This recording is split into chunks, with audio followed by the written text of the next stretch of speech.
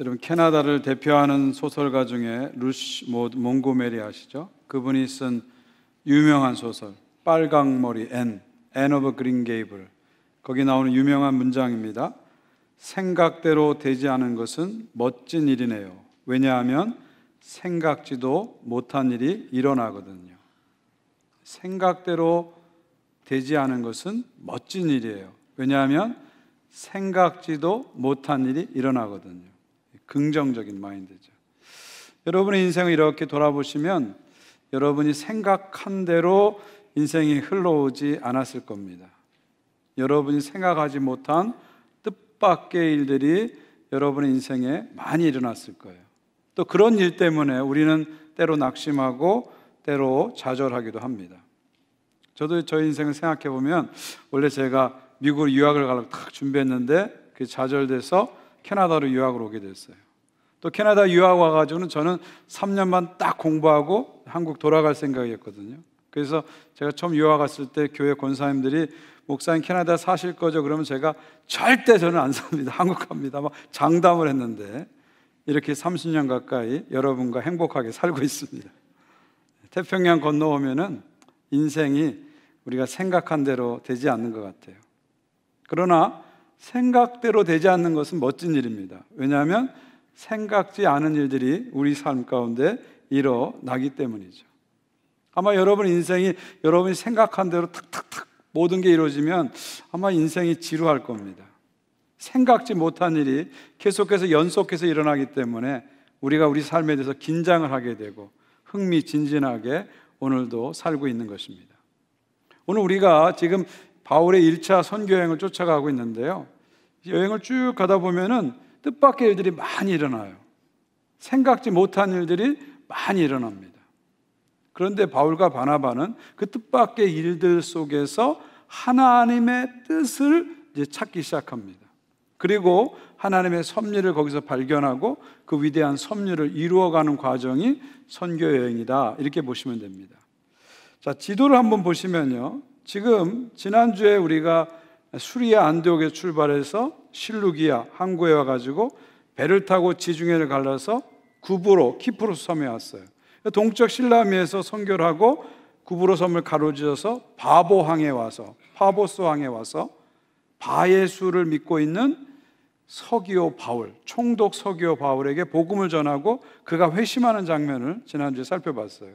이제는 그 바보항에서 배를 타고 저 북쪽 육지로 올라가서 버가를 거쳐고 버가에서 어디로 가냐면 저 위에 있는 비시디의 안디옥, 가티온 안디옥인데 지방이 다른 겁니다. 저 비시디의 안디옥으로 쭉 올라가게 됩니다.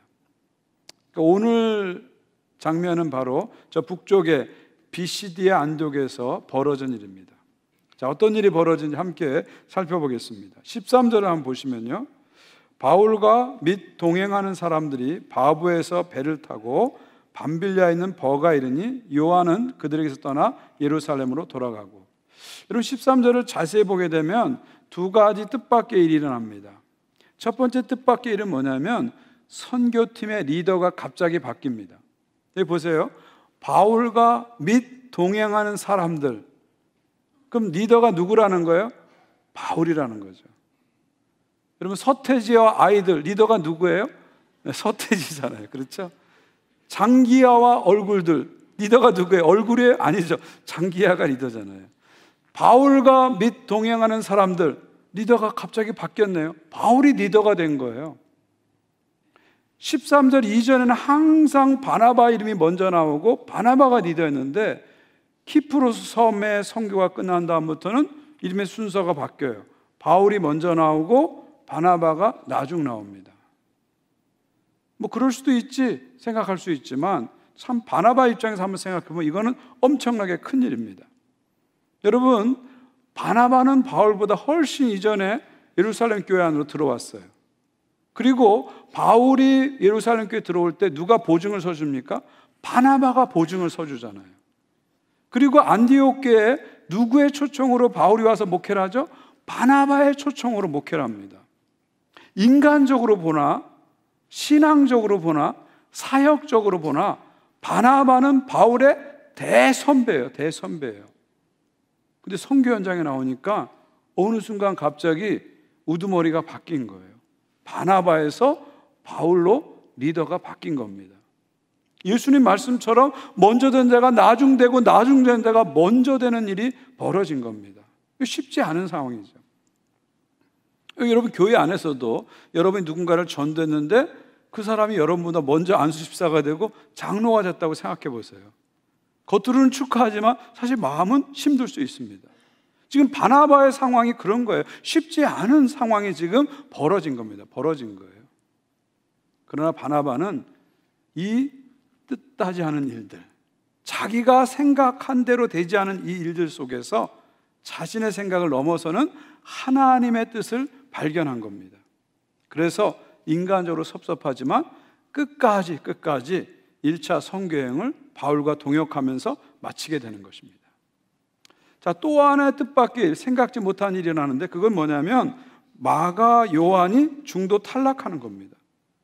지금까지 함께 바나바 바울의 수행원으로 열심히 선교했던 마가 요한이 갑자기 자기 고향 예루살렘으로 돌아가 버리는 거예요. 마치 이런 거예요. 선교팀이 저 리카라고 비행기 타고 갔는데 갑자기 한 학생이 중간에 그만두고 비행기 타고 다시 토론토로 돌아오는 셈이죠. 어떤 이유로 돌아왔는지에 대해서는 성경이 말하지 않아요. 근데 나중에 2차 선교여행을 갈 때 바울이 중도 탈락한 마가 요한을 데려가지 말자고 강력히 주장한 것을 보면 좋은 이유는 아니었던 것 같아요. 긍정적인 이유는 아니었던 것 같아요. 여러분 한번 생각해 보세요. 선교팀이 열심히 막 가는데 힘을 합쳐 나가도 힘든 게 선교인데 갑자기 누군가 중간에 탈락해버리면, 중도 하차해버리면 힘 빠지는 상황입니다. 좌절하고 낙심되는 상황이죠. 그러나 바울과 바나바는 이 낙심되는 상황, 힘 빠지는 상황 속에서도 주님을 바라보고 계속해서 선교 여정을 나갑니다.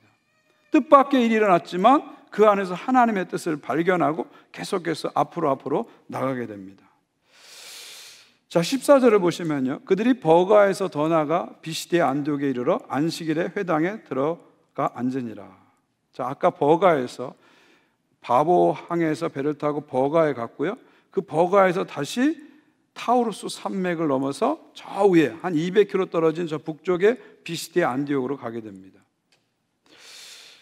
지금 바나바는 리더가 갑자기 바뀌면서 인간적으로 섭섭했을 거예요. 근데 그 인간적인 섭섭함을 극복하고 계속해서 선교의 자리로 나가죠. 바울은 마가 요한이 중도 탈락했기 때문에 힘이 빠졌을 거예요. 근데 그것을 극복하고 계속해서 비시디의 안디옥을 향해서 나가게 됩니다. 자, 14절 말씀 보면 어떤 말씀이냐면 버가에서 더 나아가 비시디의 안디옥에 이르러, 이렇게 기록하고 있어요. 자, 이 말씀 보면은 그냥 훅 간 것처럼 보이잖아요. 그런데 우리가 지형을 연구하고 그 당시 배경을 연구하면 상당히 힘든 길입니다. 여러분, 버가에서 저 북쪽의 비시디 안디옥까지는 한 200km 정도가 됩니다. 그런데 이 길이 험한 산길이에요. 중간에 타우루스 산맥이 있어요. 근데 타우루스 산맥은 평균 높이가 3,000m입니다. 3,000m. 여러분, 한라산이 몇 미터죠? 1950m. 백두산이 몇 미터죠? 2744m. 그런데 타우루스 산맥은 평균이 3000m니까 얼마나 높은 산들이 앞에 있는 것입니까? 지금 여기서 버가에서 비시의 안디옥까지 가는 게 200km니까 당시에는 보통 산길은 20km 내지 30km, 하루에 20km, 30km 가니까 일주일에서 열흘 걸리는 거예요.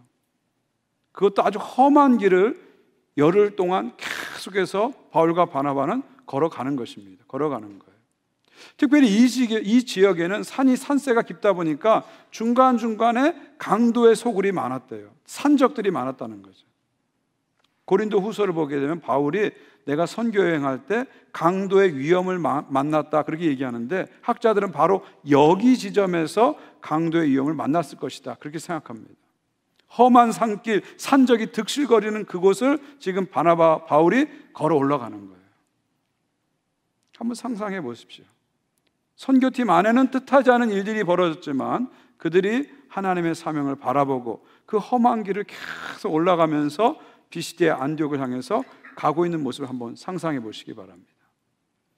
자, 이렇게 거쳐서 결국은 이제 비시디의 안디옥에 도착한 다음에 회당에 들어가서 복음을 전하게 됩니다. 바울의 선교 전략은 항상 어느 지역에 가면 큰 도시를 먼저 찾아가요. 거점 도시를 먼저 찾아가요. 거기 가서 어디를 또 찾아가냐면 유대인 회당을 찾아가요. 그 회당을 거점으로 해가지고 그 다음에 이방인으로 선교하는 거, 이것이 바울의 아주 공식과 같은 선교 방식입니다. 비시디아 안디옥에서 똑같이 먼저 비시디아 안디옥 큰 도시를 찾아가고, 당시 인구가 10만이었대요. 비시디아 안디옥을 찾아가고 그 다음에 회당을 찾아가서 여기를 거점으로 선교를 시작합니다. 15절을 보시면요, 율법과 선지자의 글을 읽은 후에 회당장들이 사람을 보내어 물어 이르되 형제들아 만일 백성을 권할 말이 있거든 말하라 하니. 회당 예배는 순서가 이렇게 됩니다. 먼저 쉐마 찬송이 있어요. 신명기에 들으라 이스라엘 쉐마 찬송을 하고, 그 다음에 사회자가 시작 기도를 합니다. 그런 다음에 율법서를 낭독하고, 그 다음에 선지서를 낭독하고요, 그 다음에 권면의 말씀이 있어요. 이 권면의 말씀은 회당장이나 아니면 랍비들이 하게 되는 거죠. 이 안식일에는 회당장이 누구에게 권면의 말씀 부탁하죠? 바울에게 부탁합니다. 바울은 여러분 아시다시피 율법학자고 바리새인이니까 충분히 권면의 말씀, 설교를 할 자격이 있는 것이죠. 자, 그래서 바울이 드디어 설교를 합니다. 얼마나 좋겠어요. 자신은 복음을 전하고 싶었는데 회당장이 마당을 딱 깔아주니까 얼마나 좋겠어요. 16절 보십시오. 바울이 일어나 손짓하며 말하되 이스라엘 사람들과 및 하나님을 경외하는 사람들아 들으라. 자, 바울도 설교할 때 이렇게 손짓, 제스처를 사용했던 것 같아요. 저도 이렇게 설교 영상을 제가 보면은 제가 입으로 설교 안 하고 손으로 설교하는 것 같아요. 손을 많이 쓰더라고. 의외로 안 쓰려고 이렇게 자꾸 있어도 자꾸 손이 쓰여지더라고요. 바울도 아마 손짓하며 제스처를 쓴 것 같아요. 왜 바울이 설교 시작하면서 손짓했을까? 제 나름으로 상상을 해보니까 아마 바울이 이렇게 강대상에 딱 등장하니까 사람들이 막 웅성웅성했을 거예요.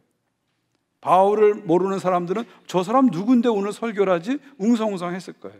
또 바울을 조금이라도 아는 사람은 저 사람 옛날에 기독교를 박해하던 사람 아니야? 근데 다시 기독교인이 됐다는 소문도 있던데, 막 그러면서 바울에 대해서 막 가십하면서 웅성웅성했을 거예요. 그러자 바울이 단상에 올라가지고 손으로 제스처하면서 조용히 해주십시오, 이렇게 아마 했을 겁니다. 조용히 해주십시오, 제 말을 좀 들어주십시오, 이렇게 했을 겁니다.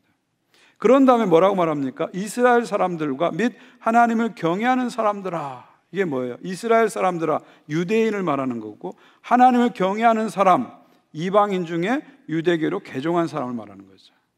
하나님을 믿는 유대인들아, 또 이방인들아, 내 말을 들어라, 설교를 들어라 하고 설교를 시작합니다.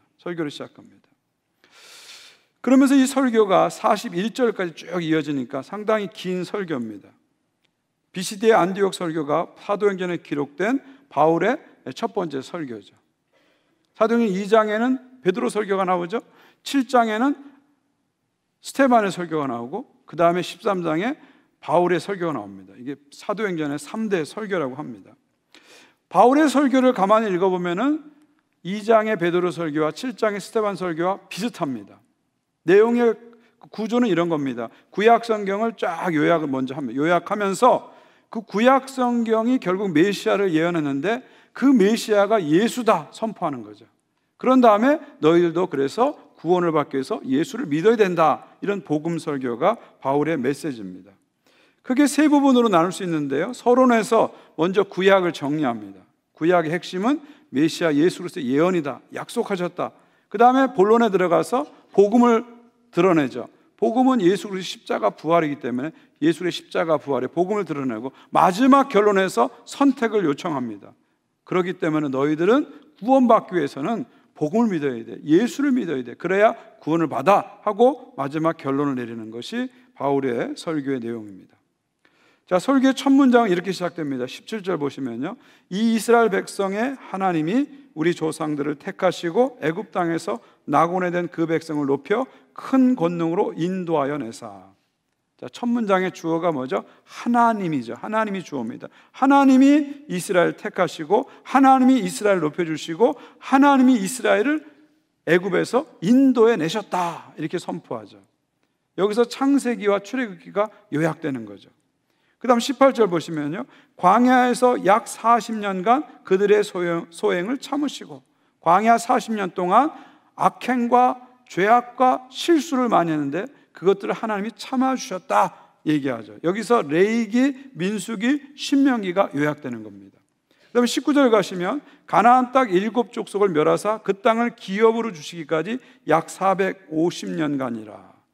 가나안 땅에 들어가서 가나안 족속을 물쳐내시고 그 땅을 기업으로 주셨다. 여기서 여호수아서가 요약이 되는 거죠. 그 다음에 20절에 그 후에 선지자 사무엘 때까지 사사를 주셨으니 하나님께서 사사를 주셨다. 사사기가 요약이 되는 거죠. 21절입니다. 그 후에 그들이 왕을 구하거늘 하나님이 베냐민 지파 사람 기스의 아들 사울을 40년간 주셨다가 패하시고 다윗을 왕으로 세우시고 증언하여 이르시되 내가 이새의 아들 다윗을 만나니 내 마음에 맞는 사람이라 내 뜻을 다 이루리라 하시더니 하나님께서 백성들이 왕을 요구하자 사울을 왕으로 세하시고 그가 교만하자 패하시고 그리고 다윗을 왕으로 세우셨다. 요 22절 23절에서 결국은 사무엘 상하가 요약이 되는 겁니다. 사무엘 상하가 요약이 되는 거죠. 그리고 이제 마지막 23절에서 뭐라고 얘기하냐면 하나님이 약속하신 대로 이 사람의 후손에서, 이 사람 누구예요? 다윗이죠. 다윗의 후손에서 이스라엘을 위하여 구주를 세우셨느니라 곧 예수라. 구주를 세우셨으니 곧 예수라. 최종적으로 구약의 모든 말씀을 구속사적으로 요약한 다음에 그 구속사의 결론이 뭐냐? 다윗의 후손으로 구원자를 보내주신다. 이게 구약의 요약이라는 거예요. 그 요약으로 결국 하나님께서 예수님을 구주로, 구원자로 보내주셨다. 이렇게 하면서 구약 성경을 구속작적으로 요약하는 것을 볼 수가 있습니다. 여기 보면 택하시고 높여주시고 인도하시고 참아주시고 기업을 주시고 사사를 주시고 사울을 세우시고 패하시고 다윗을 세우시고 구주로 세우셨으니 곧 예수라. 모든 주어가 어디에 걸리죠? 첫 번째 문장에 나온 하나님이에서 걸리는 거죠. 결국 이게 무슨 말이에요? 왜 바울이 이렇게 전개했을까요? 이 구속사의 주어가 인간이 아니라 하나님이라는 거예요. 더 확대해서 얘기하면 성경의 주어가 하나님이다. 역사의 주어가 하나님이다. 인생의 주어가 하나님이다. 이걸 말씀하시는 거죠. 여기 나온 동사들을 여러분의 인생에 적용하면 이런 거예요. 하나님께서 여러분을 택하시고 많은 세상 사람들 가운데서 많은 사람들 가운데서 여러분을 택하신 거예요. 그래서 오늘 여러분 이렇게 찬양을 부르시고 예배를 드리시는 거예요. 아무나 오는 자리가 아닙니다. 이 자리는 하나님이 택하신 백성들만 올 수 있는 거예요. 하나님이 여러분을 택하시고 그리고 높여주시고 하나님의 자녀로 여러분을 높여주셨기 때문에 우리가 이렇게 하나 앞에 예배를 드리는 것입니다. 그리고 하나님께서 우리를 참아주시고 우리가 하나님의 자녀로서 제대로 살지 못하잖아요. 얼마나 많은 실수와 시행착오와 죄악을 짓습니까? 그럼에도 불구하고 하나님께서 계속해서 우리를 참아주시기 때문에 오늘 우리가 여기 있는 겁니다. 그리고 하나님께서 인도하시고 어디로요? 광야로 인도하세요. 광야로. 그러니까 우리 인생길에서 인생 광야로 들어갈 때가 있잖아요. 너무 힘든 광야 속에 우리가 들어갈 때 있잖아요. 근데 그것도 하나님이 인도하신 거래요. 하나님이 당신의 뜻을 이루기 위해서 나를 빚으시기 위해서 때로는 광야로 인도하시고 그리고 마침내 우리를 어디로 인도하세요? 하나님 나라로 인도하셔서 하나님 나라를 기업으로 주시는 겁니다. 주시는 거예요. 그리고 결정적으로 예수 그리스도를 나를 위해서 보내셔서 구원자로 삼아 주신 것입니다. 그러니까 내 인생의 주어 역시 누구예요? 하나님이에요. 내가 생각하고 내가 계획하고 내가 주어인 것처럼 내가 하면서 지금까지 우리 살았지만 실질적으로 우리 삶의 실질적인 주어는 하나님이세요. 하나님 여러분을 택하셔서 구원하시고 참아주시고 인도하시고 여기까지 인도하신 것입니다. 여러분 믿음이라는 게 뭐예요? 믿음이라는 것은 이 주어가 바뀌는 게 믿음입니다. 내가 주어인 삶에서 하나님이 주어인 삶으로 바뀌는 게 바로 믿음이에요. 내가 주인된 삶에서 하나님이 주인된 삶으로 바뀌는 게 바로 믿음이에요. 내 인생의 주어가 하나님이다. 역경과 고난과 어려움이 있지만 내 인생의 주어가 하나님이기 때문에 지금도 내 인생을 붙잡고 하나님께서는 한치 오차도 없이 나의 삶을 이끌어가고 계시다, 이 고백을 하면서 하나님을 주어로 삼고 살아가는 삶, 이게 바로 믿음의 삶입니다. 믿음의 삶이에요. 저와 여러분은 그런 믿음의 삶으로 초대를 받은 겁니다. 지금 사도 바울은 비시대 안디옥에서 복음을 설명하면서 비시대 안디옥 사람들에게 그런 복음의 삶으로, 믿음의 삶으로 들어오라고 초청을 합니다. 38절 39절 보세요. 그러므로 형제들아, 너희가 알 것은 이 사람을 힘입어 죄사함을 너희에게 전한 이것이며, 또 모세의 율법으로 너희가 의롭다 하심을 얻지 못하던 모든 일에도 이 사람을 힘입어 믿는 자마다 의롭다 하심을 얻는 이것이니라. 예수님은 이 사람이라고 그랬어요. 지금 비시대 안디옥 사람들이 아직 예수가 누군지 모르기 때문에 구주, 주 이렇게 표현하지 못하고 그리스도라고 표현하지 못하고 그냥 이 사람이라고 표현한 겁니다. 이 사람 예수를 힘입어서 너희가 구원을 얻는 거야. 이 사람 예수를 힘입어서 죄사함을 받는 거야. 구약 성경에 많은 이야기가 있지만 그 모든 이야기는 결국 예수 그리스도 메시아에 대한 이야기야. 그 약속의 성취로 예수님이 오셔서 우리의 십자가 죽으시고 부활하셨어. 그러므로 이제는 내 힘이 아니라, 내 공로가 아니라, 내 노력이 아니라 예수 그리스도 구주 예수 그리스도 믿음으로 말미암아 너희가 죄 사함을 얻고 구원을 받아. 그러므로 너희들은 예수 믿고 이 구원의 삶으로, 복음의 삶으로 들어오라 하고 바울은 초청을 하고 있는 것이죠. 자, 이렇게 설교가 끝이 나고 나서 이 설교에 대해서 두 가지 상반된 반응이 나타납니다. 첫 번째 반응은 42절 보십시오. 그들이 나갈새 사람들이 청하여 다음 안식일에도 이 말씀을 하라 하더라. 첫 번째 반응은 아주 호의적인 반응입니다. 설교를 듣고 은혜를 받고 나니까 다음 주에도 또 설교해 주세요, 이렇게 요청하는 거예요. 실제로 바울이 일주일에 와서 설교할 때는요, 회당에 있는 사람들뿐만 아니라 오늘 44절 말씀 보니까 비시대 안디옥의 거의 모든 시민들이 찾아와서 구름대처럼 몰려와서 설교를 들었다고 합니다. 폭발적인 반응이 일어난 거죠. 자, 반대로 또 하나의 반응은 또 다른 의미에서 폭발적인 반응이 일어나는데 45절 보십시오. 유대인들이 그 무리를 보고 시기가 가득하여 바울이 말한 것을 반박하고 비방하고는, 남이 잘 되면 이제 배가 아프다 그러잖아요. 지금 시기가 그런 거잖아요. 바울이 막 설교를 잘하니까 사람들이 막 몰려드니까 배가 아픈 거예요. 시기가 일어나는 거예요. 그래서 그들이 시기에서 바울이 말할 때마다 반박하고 비방하는 거예요. 어떤 상황이냐면 바울이 설교하는데 요 앞에 가지고 말이 안 돼 막 떠드는 거예요. 지금 여러분, 제가 설교하는데 요 앞에서 아닙니다 그러면 제가 설교할 수 있겠어요? 지금 그런 상황입니다. 바울이 설교할 때 반박하고 비방하니까 이 설교가 안 되도록 아주 노골적으로 방해를 하는 겁니다. 여기서 그치는 게 아니라 50절 보니까요, 이 유대인들이 귀부인들을 선동합니다. 비시대 안디옥의 귀부인들을 선동하고 지역 유지들을 선동해가지고 어떻게 합니까? 물리적 힘을 사용해서 바울과 바나바를 비시대 안디옥에서 강제로 추방시켜버립니다. 여기 50절 보니까 선동하여라는 표현이 나와요. 선동하여. 여러분, 선동이라는 게 참 무서운 결과를 가져옵니다.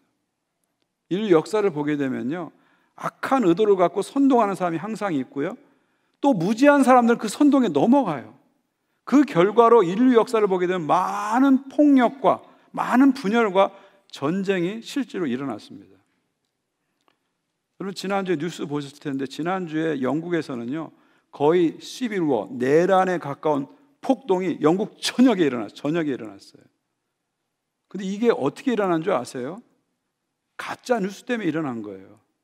이슬람 이민자가 영국 소녀를 칼로 찔러 죽였다, 사실이 아닌데 그걸 트위터에 막 뿌리기 시작한 거예요.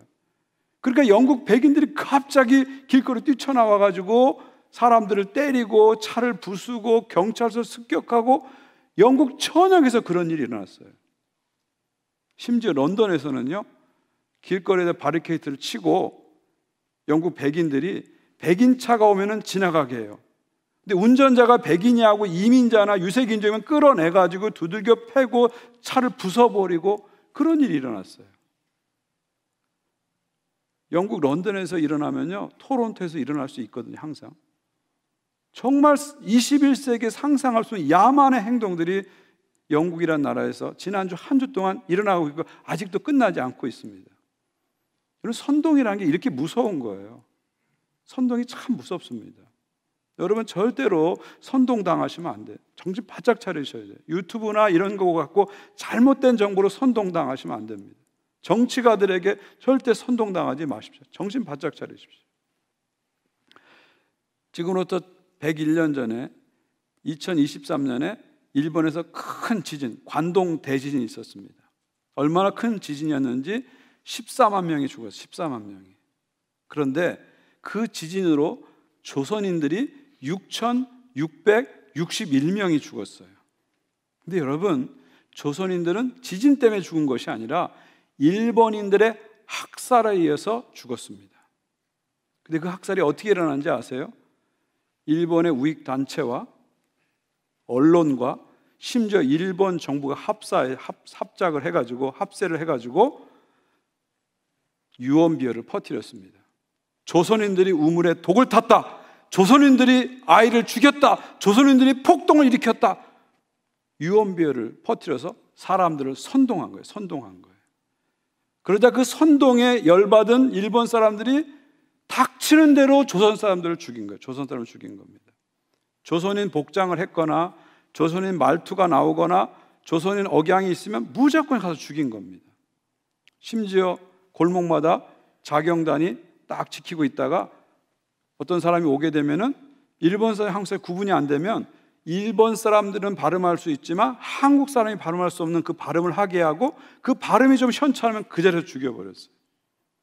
청년, 장년뿐만 아니라 어린아기, 노인, 심지어 임산부까지 죽였습니다. 그렇게 죽은 사람이 6,661명이라는 거예요. 61명이라는 거예요. 근데 지금도 일본 정부는 한마디도 사과하지 않습니다. 심지어 일본 관방상에서 공식적으로 그런 일이 있었는지조차도 확인해 줄 수 없다고 얘기하고 있어요. 오늘 광복 79주년 주일이라 태극기가 이렇게 걸려 있는데요, 우리 잊어서는 안 됩니다. 억울하게 죽어간 6,661명의 우리 선조들을 잊어서는 안 됩니다. 여러분, 역사를 왜곡하는 민족은 망합니다. 망합니다. 그리고 역사를 잊은 민족도 소망이 없습니다. 우리 광복절을 지나면서 선동으로 죽어간 우리 조선 사람들, 우리 한국 사람들, 이 역사를 우리가 다시 한번 기억했으면 좋겠습니다. 자, 51절로 갑니다. 두 사람이 그들을 향하여 발에 티끌을 떨어버리고 이고니로 가거늘. 예수님 가르친 대로 복음을 거부하니까 티끌을 떨어버리고 다른 도시 이고니로 가게 됩니다. 마지막 52절입니다. 우리 한 몫에 같이 있습니다. 시작. 제자들은 기쁨과 성령이 충만하니라. 저는 이 52절이 13장 전체의 결론이다, 이렇게 말씀드리고 싶어요. 제자들은 기쁨과 성령이 충만하니라. 선교 여행 과정 속에서 뜻밖의 일들이 많이 일어났어요. 생각지 않은 일들이 많이 일어났어요. 선교팀의 리더가 갑자기 바뀌고 선교팀 일원이 갑자기 중도 탈락하고 험한 산길을 가야 했고요. 복음을 환영하는 사람도 있지만 결사적으로 핍박을 하고 그래서 물리적 힘을 행사해서 이들이 추방당했습니다. 그러나 그 고난과 역경 속에서도, 뜻하지 않은 일들 속에서도, 생각지 못한 일들 속에서도 그들은 하나님의 뜻을 발견했습니다. 그리고 이 뜻밖의 일들 속에서도 한치 오차도 없이 당신의 뜻을 이루어 가시는 하나님을 그들은 신뢰했습니다. 그래서 그 어려운 상황 속에서도 제자들은 기쁨과 성령이 충만했던 것이죠. 인생의 주어가 누군지를 정확히 안 거죠. 역사의 주어가 누군지 정확히 안 거죠. 어렵고 힘든 순간이 와도 하나님은 내 인생의 주어가 되셔서 험한 산길도 인도하시고 배신과 배반과 핍박 속에서도 나를 붙잡고 계시고 결국은 한치 오차도 없이 당신의 뜻을 이루실 것이다. 그 믿음이 있었던 거예요. 그래서 고난과 어려움 속에서도 기쁨과 성령이 충만했던 것입니다. 사랑하는 성도 여러분, 우리 인생의 주어는 하나님이세요. 아멘. 역사의 주어도 하나님이세요. 내 생각대로 사는 것 같고요, 사람들이 역사를 움직이는 것 같지만 역사의 주체는 하나님이시고요, 인생의 주어도 하나님이세요. 이번 한 주간 사시면서 하나님이 내 인생의 주어다 굳게 믿으시고 흔들림 없이 나갔으면 좋겠습니다.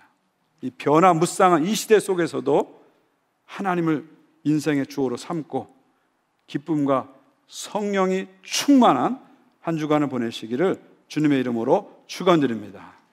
기도하겠습니다.